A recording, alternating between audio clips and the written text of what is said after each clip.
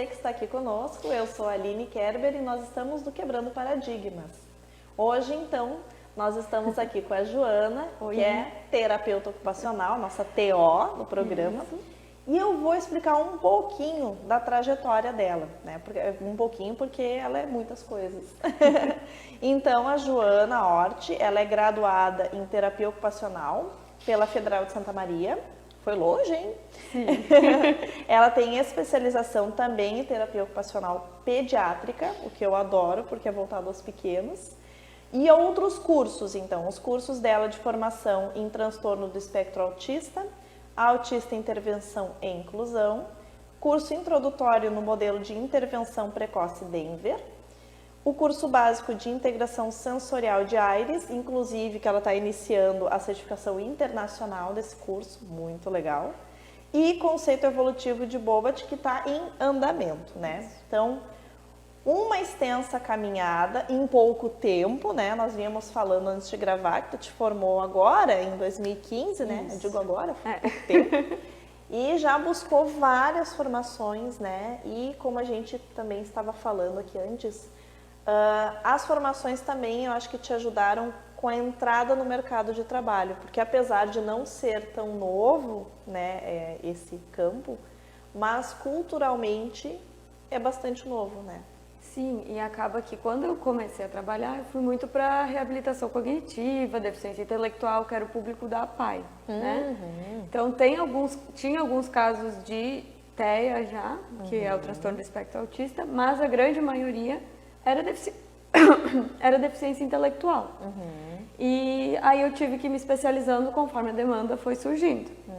E eu trabalhava na época com crianças de 0 até adultos de 60 anos. Nossa. Então tinha os grupos de convivência, que eram o pessoal de mais idade, adultos da PAI também. E aí, com o tempo, eu fui me especializando na área que eu mais gosto de atuar, que é a área que eu trabalho hoje, que é a intervenção precoce, as crianças pequenas, os primeiros anos de vida. Também gosta desse público piquitinho. Sim. Eu também adoro. Adoro infância, adoro falar sobre infância, sobre desenvolvimento. Então veio muito a calhar, né? Veio bem de encontro essa fala que a gente faz aqui no programa. Geralmente é voltada para os pequenos, apesar da terapia ocupacional ser para qualquer idade, isso? Isso. Não existe um limite, né? Não existe. Tem diversas áreas de atuação, então é bem amplo. Tá? Eu comecei a atender até alguns idosos também, atendi alguns casos aqui em Montenegro, mas não era uma área com a qual eu me identificava pessoalmente, então eu fui largando porque eu queria voltar para a área que eu realmente gosto, que eu tenho interesse, que é a primeira infância. Aí fui focando nisso, mas eu tenho colegas que trabalham com a Geronto, que é dos idosos, trabalham com terapia da mão, reabilitação física ou neurológica, tem também reabilitação cognitiva, TO escolar, que aqui no Brasil não é tanto conhecida, mas nos Estados Unidos é muito. A TO lá nos Estados Unidos, toda escola tem TO, então é bem legal. Tem muitas áreas, eu vou esquecer, área hospitalar, da UTI, saúde mental, que é o campo grande, né? A TO no Brasil acabou iniciando pela saúde mental, então é bem amplo, é bem vasto. Olha, eu também não sabia da questão da TO na escolar, assim, especial. Claro, quando tu falaste, vai muito de encontro ao que a gente fala sobre o suporte na escola, né? Porque a escola hoje, ela abrange uma heterogeneia de alunos enorme, né? Então, tem muitas demandas em muitos sentidos. Então, faz todo sentido ter uma TO na escola. Mas eu também não sabia desse campo, né? Quando tu citou, eu disse, opa, olha, uma coisa nova. Sim. Nova, né? Que a gente brinca. Nova, não tão nova. Nova para nós, né? Mas pensando que não há um público específico, né? A TO, ela é muito abrangente, né? Ela trabalha em diversas áreas com diversas idades. Mas conta para nós aqui, para quem ainda não conhece direito, com o que trabalha a terapia ocupacional com as crianças. Então, vamos focar com as crianças. Pensando numa criança com TEA, eu vou dar um exemplo prático para a gente focar. Uma criança com autismo, então. ela provavelmente vai ter dificuldades nas ocupações dela. E o que seriam essas ocupações? O brincar, o se alimentar, o se vestir, o tomar banho, entre outras, mas focando principalmente no brincar e nessas AVDs, né, que são as atividades de vida diária. Por ela não conseguir desempenhar essas atividades como as outras crianças, o TO entra. Porque o trabalho do TO é trabalhar com a reabilitação das ocupações. Então, no momento que essa criança não consegue brincar, por que que ela não brinca? O que está interferindo? Quais são as habilidades, os componentes de habilidades que ela não consegue desempenhar e por isso que ela não consegue realizar esse desempenho ocupacional correto. E ela não consegue brincar como as outras crianças brincam. Então, e aí entra essa intervenção, então, vamos dizer assim, para auxiliar em situações do cotidiano. Isso. Um outro exemplo prático poderia ser escovar os dentes. Por que que essa criança não consegue escovar os dentes? Então, algumas crianças com autismo, elas apresentam, por exemplo, uma sensibilidade tátil muito forte na boca. Então, elas não conseguem ficar com aquela escova dentro da boca. Ou elas não suportam o sabor da pasta de dente. Então, a gente vai avaliar isso, né? Primeiro se avalia a criança, se entende se ela pode ter uma defensividade tátil, se entende se ela pode ter outras questões, por exemplo, proprioceptivas ou gustativas mesmo, e aí se inicia a intervenção. Ou não, ela não tem nada sensorial, mas ela tem muita dificuldade motora. Sim. Para ela realizar o movimento da escovação, abrir a pasta de dente, é muito difícil. Então a gente vai trabalhar componentes de habilidades para trabalhar essas. Então eu vou, pela brincadeira, ensinar ela a fazer o movimento de rosquear com coisas grandes, depois para o menor. Vou ensinar ela a ter força para apertar aquela pasta de dente.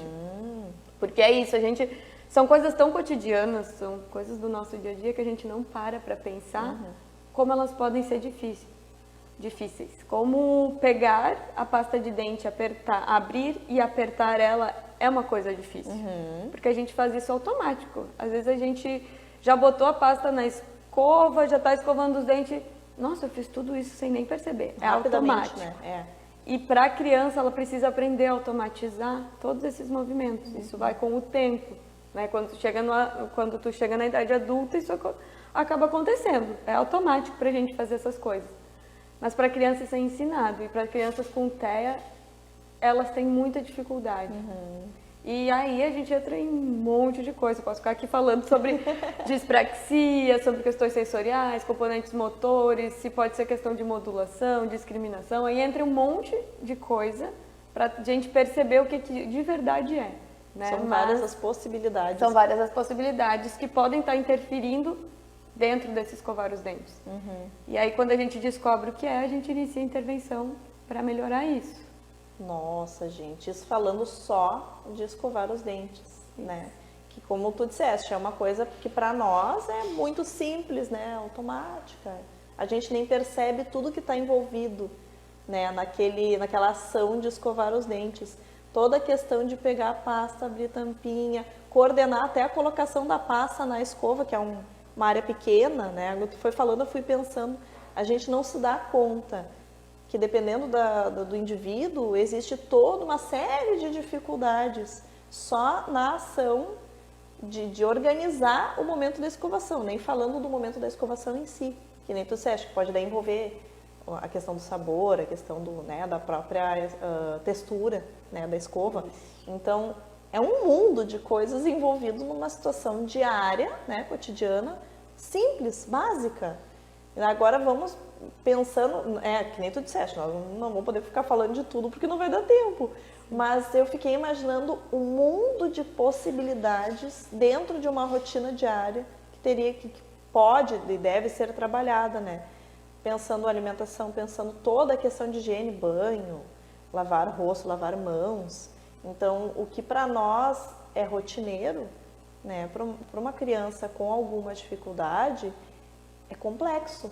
Né? Precisa de um auxílio para que aquilo não se torne até traumático, né?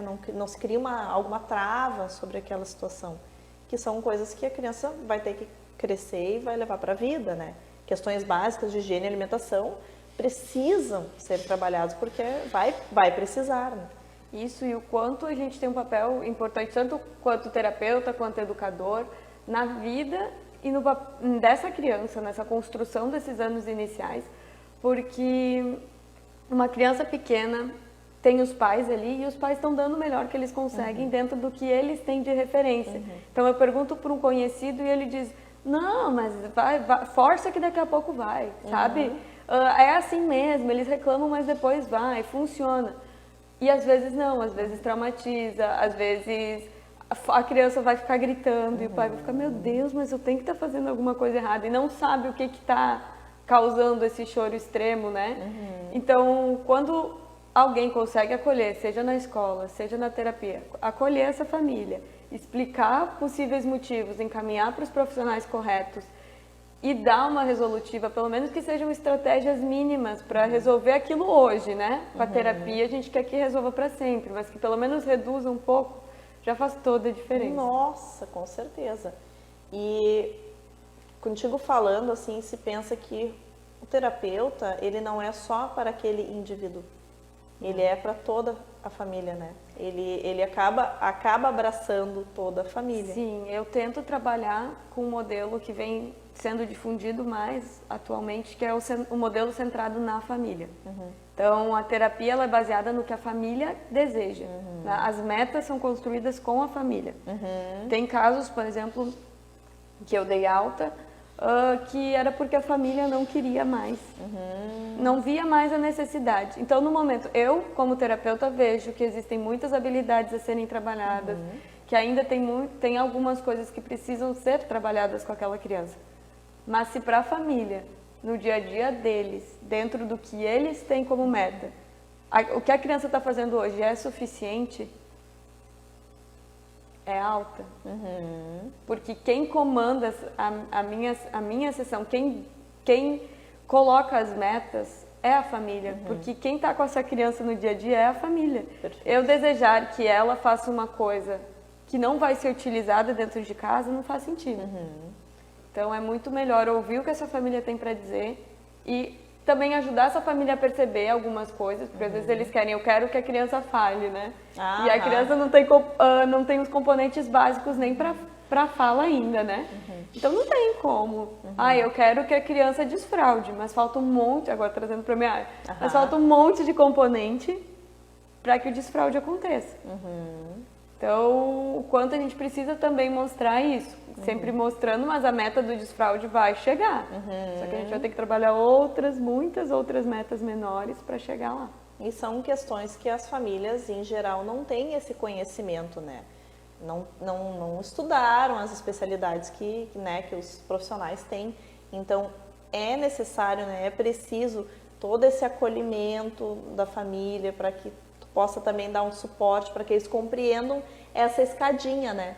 Ok que vocês querem chegar lá, mas para chegar lá, vamos ter que trabalhar tudo isso daqui ainda, né? Porque tudo é um processo, às vezes é um processo um pouco mais demorado do que as famílias esperam que seja, no momento que eles procuram uma terapia, às vezes eles têm uma certa urgência, né? Mas como é importante também esse olhar de entender que a família não tem este conhecimento, não tem esse aporte teórico, né, para compreender todo este processo.